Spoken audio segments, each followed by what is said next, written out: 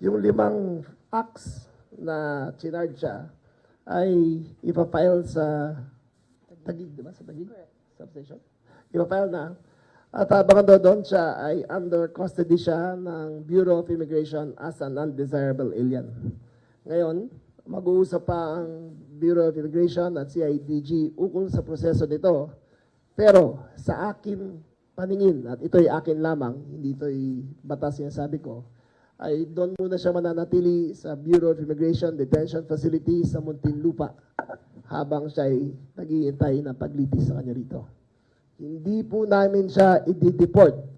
Mananagot siya sa batas dito sa Pilipinas. Tapos na po ang mga dayuhan, nakala na lang, kaya na lang napastangin ang mga Pilipino.